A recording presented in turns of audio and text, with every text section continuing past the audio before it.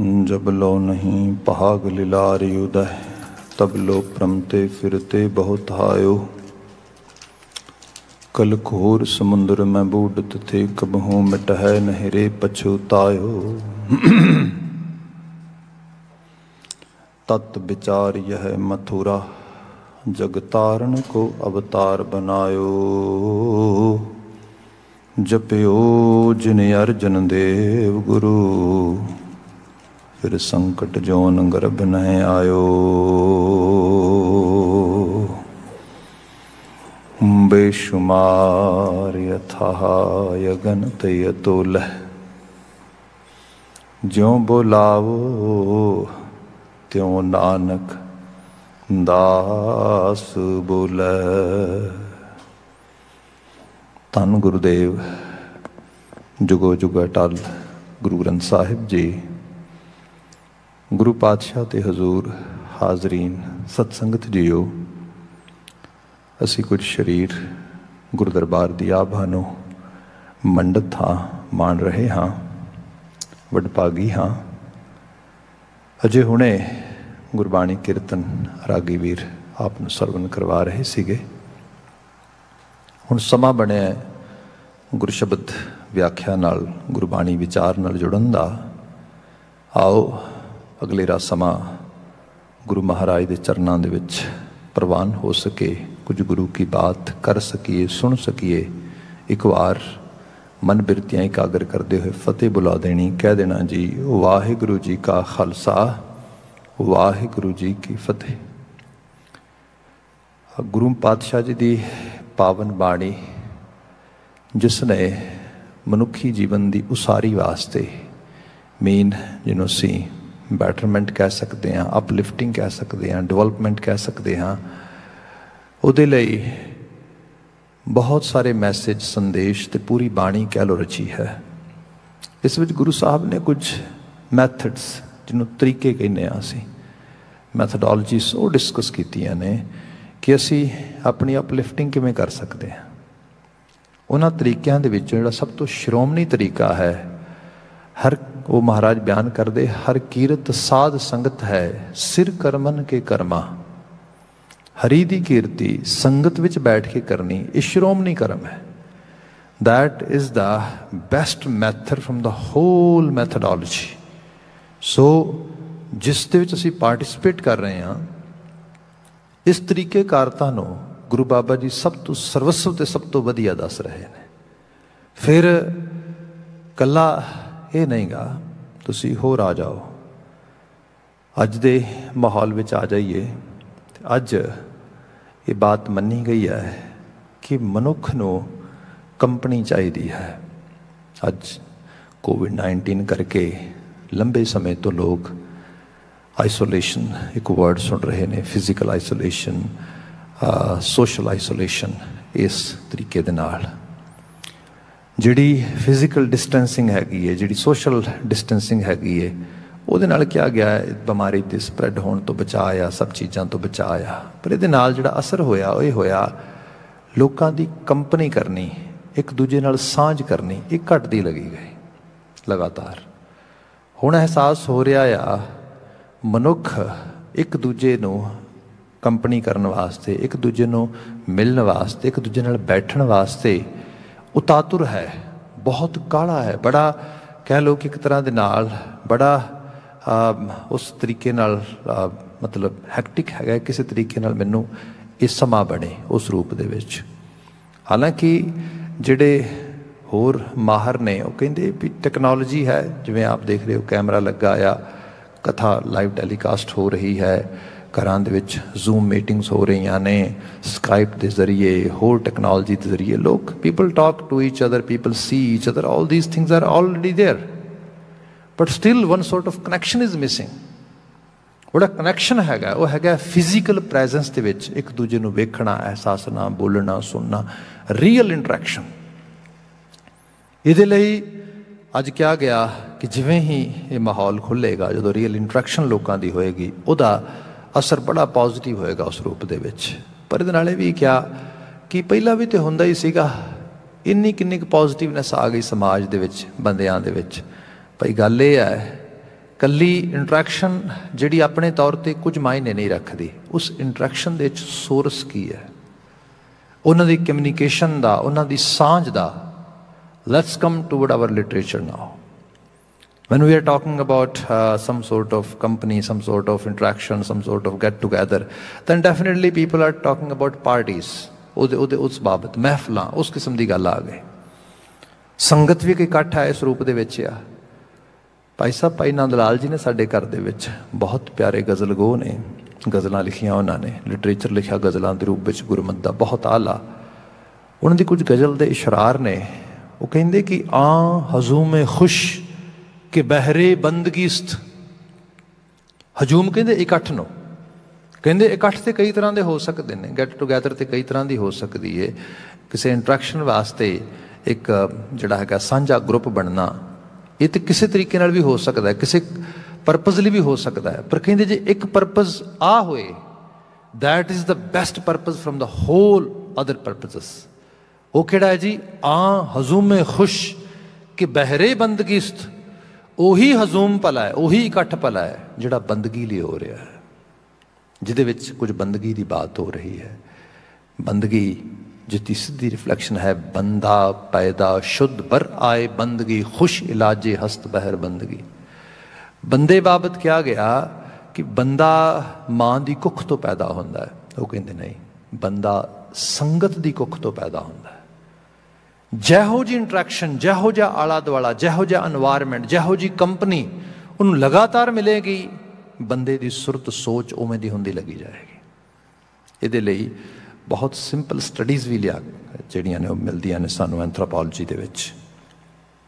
ਜੇ ਕਿਤੇ ਸਾਡੇ 'ਚੋਂ ਕੋਈ ਸੱਜਣ ਪੰਜਾਬ ਵਿੱਚ ਕਦੀ ਰਹੇ ਹੁਣ ਕੁਝ ਸਮਾਂ, ਅਤੇ ਉੱਥੇ ਬੀਇੰਗ ਏ ਸ਼ੈਪਰਡ, ਮਤਲਬ ਜਿਵੇਂ ਪਸ਼ੂ ਵਗੈਰਾ ਚਾਰੇ ਜਾਂਦੇ ਨੇ, ਅਤੇ ਲੋਕ ਡੰਗਰਾਂ ਨੂੰ ਖੋਲ੍ਹਦੇ, ਡੰਗਰਾਂ ਨੂੰ ਚਾਰਦੇ ਆਮ ਕਰਕੇ ਬਾਹਰ ਖੇਤਾਂ ਦੇ ਵਿੱਚ। ਅਤੇ ਹੁਣ ਸਵੇਰ ਤੋਂ ਸ਼ਾਮ ਤੱਕ ਬੰਦੇ ਦੀ ਕੰਪਨੀ ਡੰਗਰਾਂ ਨਾਲ ਹੈ, ਪਸ਼ੂਆਂ ਨਾਲ ਹੈ, ਮੱਝਾਂ ਗਾਵਾਂ ਬੱਕਰੀਆਂ ਦੇ ਨਾਲ ਇਸ ਰੂਪ ਦੇ ਵਿੱਚ।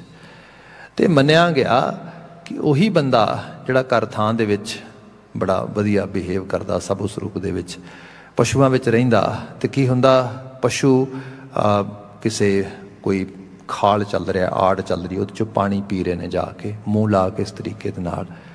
ਅਤੇ ਲਿਟਰਲੀ ਤੌਰ 'ਤੇ ਹਜ਼ਾਰਾਂ ਸ਼ੈਪਰਡਸ ਨੂੰ, ਹਜ਼ਾਰਾਂ ਪਸ਼ੂ ਚਾਰਨ ਵਾਲੇ ਚਰਵਾਹਿਆਂ ਨੂੰ ਦੇਖਿਆ ਗਿਆ ਕਿ ਉਹ ਜਦੋਂ ਪਸ਼ੂ ਐਵੇਂ ਪਾਣੀ ਪੀਂਦੇ, ਅਤੇ ਉਹਨਾਂ ਦੇ ਵਿੱਚ ਇੱਕ ਆਦਤ ਇਹ ਵੀ ਬਣਦੀ ਲੱਗੀ ਗਈ ਕਿ ਉਹਨਾਂ ਨੇ ਐਵੇਂ ਆੜ 'ਤੇ ਹੱਥ ਰੱਖ ਕੇ ਮੂੰਹ ਲਾ ਕੇ ਪਾਣੀ ਪੀਣਾ ਸ਼ੁਰੂ ਕਰ ਦੇਣਾ, ਅਨਕੌਂਸ਼ੀਅਸ ਲੈਵਲ 'ਤੇ। ਹਾਲਾਂਕਿ ਹੱਥ ਹੈਗੇ ਨੇ, ਚਾਹਣ 'ਤੇ ਅੰਜਲੀ ਭਰ ਕੇ ਵੀ ਪੀ ਸਕਦੇ ਨੇ, ਪਰ ਨਹੀਂ, ਜਿਵੇਂ ਪਸ਼ੂ ਪੀ ਰਿਹਾ, ਹੱਥ ਰੱਖੇ ਆੜ ਦੇ ਉੱਤੇ। ਈਵਨ ਟਿਊਬਵੈੱਲ ਚੱਲ ਰਿਹਾ, ਹੱਥ ਥੱਲੇ ਰੱਖੇ ਟਿਊਬਵੈੱਲ ਨੂੰ ਮੂੰਹ ਲਾ ਕੇ ਪਾਣੀ ਪੀਣ ਲੱਗ ਗਏ। ਇੱਕ ਹੀ ਹੈ, ਇਹ ਸੰਗਤ ਦੀ ਰਿਫਲੈਕਸ਼ਨ ਹੈ। ਬੰਦਾ ਜਿਹੋ ਜਿਹੇ ਇਨਵਾਇਰਮੈਂਟ 'ਚ ਰਹੇਗਾ, ਅਤੇ ਫਿਰ ਇਹ ਵੀ ਚੀਜ਼ ਆ, ਜਿਸ ਇਨਵਾਇਰਮੈਂਟ ਬਾਰੇ ਜਿਤਨੇ ਤੁਸੀਂ, ਉਹ ਜਿਤਨਾ ਡਿਵਾਈਨ ਹੈ, ਜਿਤਨਾ ਸੈਕਰੇਟ ਆ, ਜਿਤਨਾ ਆਲਾ ਆ, ਉਤਨਾ ਤੁਹਾਡੇ 'ਤੇ ਪ੍ਰਭਾਵ ਜ਼ਿਆਦਾ ਪਏਗਾ। ਇਹ ਤਾਂ ਅਨਕੌਂਸ਼ੀਅਸ ਲੈਵਲ 'ਤੇ ਬਾਤ ਕੀਤੀ, ਨਹੀਂ ਤਾਂ ਬੰਦਾ ਕੌਂਸ਼ੀਅਸ ਲੈਵਲ 'ਤੇ ਹੁੰਦਾ ਹੈ। ਹੁਣ ਆਪਾਂ ਗੁਰਦੁਆਰੇ ਦੇ ਵਿੱਚ ਹਾਂ, ਧਰਮ ਮੰਦਰ ਦੇ ਵਿੱਚ ਕਿਤੇ ਜਾਈਏ, ਉੱਥੇ ਅਸੀਂ ਇੱਕ ਡਿਫਰੈਂਟ ਲੈਵਲ ਦਾ ਬਿਹੇਵੀਅਰ ਲੈ ਕੇ ਆਉਂਦੇ ਹਾਂ। ਜੇ ਲਗਾਤਾਰ ਉੱਥੇ ਜਾਵਾਂਗੇ, ਉਹ ਬਿਹੇਵੀਅਰ ਵੱਧਦਾ ਲਗਾ ਜਾਏਗਾ, ਹੌਲੀ ਹੌਲੀ ਬੰਦੇ 'ਚ ਪੋਲਾਈਟਨੈਸ ਵਧੇਗੀ, ਬੰਦੇ 'ਚ ਐਟੀਕੇਟਸ ਵਧਣਗੇ, ਮੈਨਰਸ ਵਧਣਗੇ, ਸੈਲਫਲੈਸਨੈਸ ਵਧੇਗੀ, ਬੰਦੇ ਦੇ ਅੰਦਰ ਜਿਹੜਾ ਅਲਟੀਮੇਟ ਡਿਸਿਪਲਿਨ ਆ ਉਹ ਵਧਣਾ ਸ਼ੁਰੂ ਹੋਏਗਾ। ਇਹ ਜ਼ਾਹਰਾ ਪ੍ਰਭਾਵ ਨੇ ਸੰਗਤ ਦੇ। ਇਹਦੀਆਂ ਸਾਰੀਆਂ ਸਟੱਡੀਜ਼ ਆ ਗਈਆਂ ਸਾਡੇ ਕੋਲ। ਭਾਈ ਸਾਹਿਬ ਭਾਈ ਨੰਦ ਲਾਲ ਜੀ ਕਹਿੰਦੇ ਹੈ ਕਿ ਨਹੀਂ, ਬੰਦਾ ਪੈਦਾ ਸ਼ੁੱਧ ਬਰ ਆਏ ਬੰਦਗੀ। ਬੰਦਾ ਮਾਂ ਦੀ ਕੁੱਖ ਤੋਂ ਇਕੱਲਾ ਪੈਦਾ ਨਹੀਂ ਹੋਇਆ, ਸੰਗਤ ਤੋਂ ਪੈਦਾ ਹੋ ਰਿਹਾ।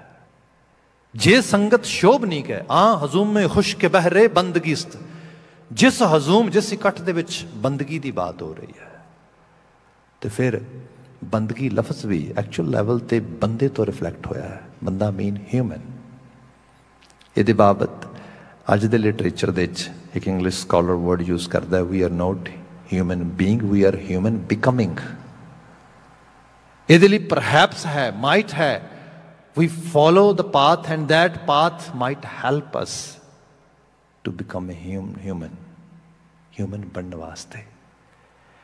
ਮਨੁੱਖ ਦੀਆਂ ਜਿਹੜੀਆਂ ਵੈਲਿਊਜ਼ ਨੇ, ਕਦਰਾਂ ਕੀਮਤਾਂ ਨੇ, ਉਹਨਾਂ 'ਚ ਇਜ਼ਾਫਾ ਇਸ ਤਰ੍ਹਾਂ ਹੁੰਦਾ ਆ। ਇਹ ਤਰੀਕੇ ਕਰਤਾ ਆ। ਸੋ ਭਾਈ ਸਾਹਿਬ, ਭਾਈ ਨੰਦ ਲਾਲ ਜੀ, ਭਾਈ ਸਾਹਿਬ ਇਸ ਰੂਪ ਵਿੱਚ ਬਿਆਨ ਕਰਦੇ, ਜਿਹਦੀ ਬਾਤ ਗੁਰਬਾਣੀ ਸ਼ੁਰੂ ਕੀਤੀ ਸੀ, ਹਰ ਕੀਰਤ ਸਾਧ ਸੰਗਤ ਹੈ, ਸਿਰ ਕਰਮਨ ਕੇ ਕਰਮਾ, ਸ਼੍ਰੋਮਣੀ ਕਰਮ ਹੈ। ਇਸ ਤੋਂ ਵਧੀਆ ਕੋਈ ਕਰਮ ਨਹੀਂ ਹੈਗਾ।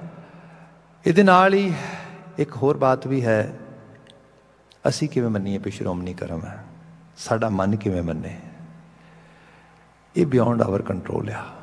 ਇਹ ਸਾਡੇ ਕੰਟਰੋਲ 'ਚ ਨਹੀਂ ਹੈਗਾ। ਜੇ ਹੋਏ ਤਾਂ ਹਰ ਬੰਦਾ ਮੰਨ ਲਏ ਇਸ ਗੱਲ ਨੂੰ।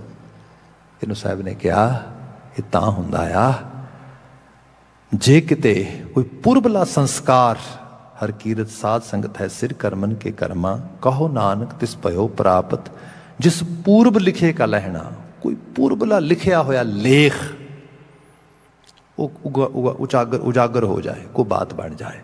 ਮੈਟਾਫੋਰਿਕ ਵੇ ਨਾਲ ਗੱਲ ਕੀਤੀ ਹੈ। ਮੀਨ ਕੋਈ ਬੰਦੇ ਦੇ ਵਿੱਚ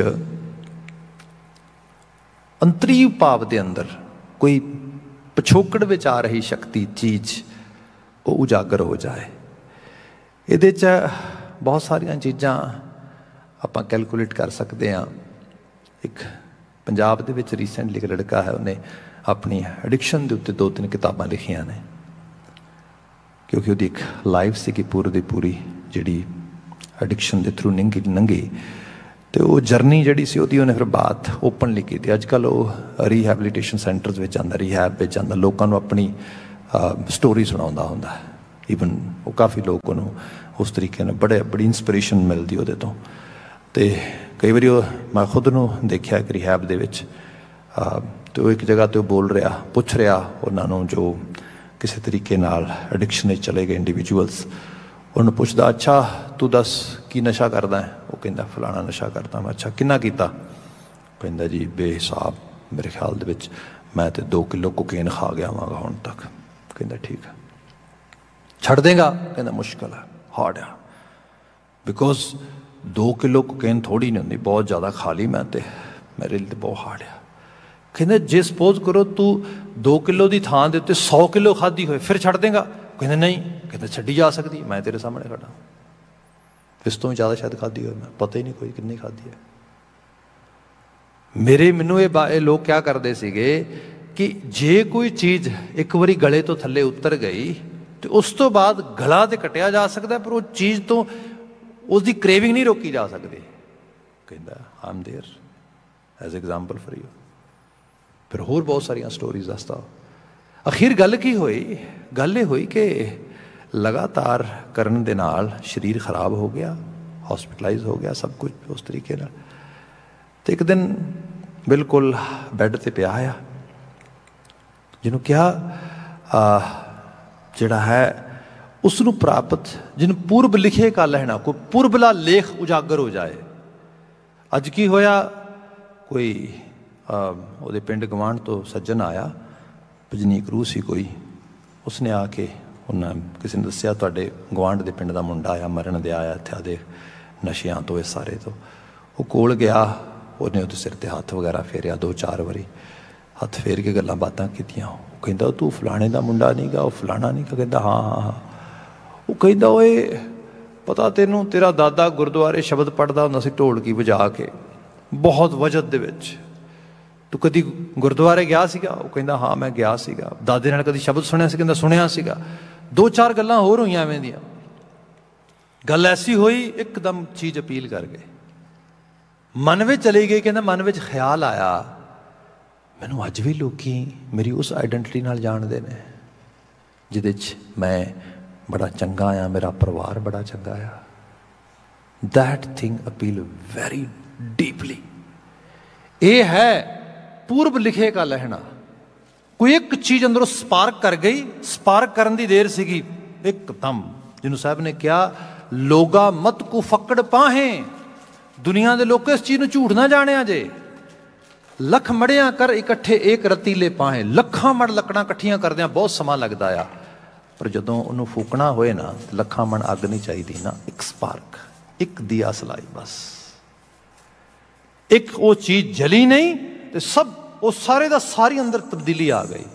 ਸੋ ਇਹ ਹੈ ਸੰਗਤ ਨਾਲ ਐਸੋਸੀਏਸ਼ਨ ਬਣੇ, ਤੇ ਸੰਗਤ ਮੇਨ वो ह्यूमन बींग्स का इकट्ठ जिहदे च शब्द की बात होए, जिवें आप इत्थे बैठे हो, आप इत्थे आए हो।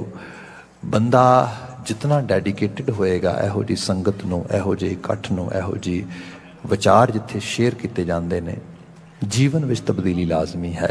इसनों महाराज बयान कर रहे थे, हर कीरत साध संगत है, सिर करमन के कर्मा, कहो नानक तिस भयो प्राप्त, जिस पूर्व लिखे का लहना। हे नानक, ये उसनों प्राप्त है जिसके कोई पूर्वले संस्कार जागे ने, जिसनों कोई इस चीज़ ने अपील कर लिया आ, तो एक बारी वो चंगेज हो गया, फिर वो लगातार इस राह पर तुरदा गया।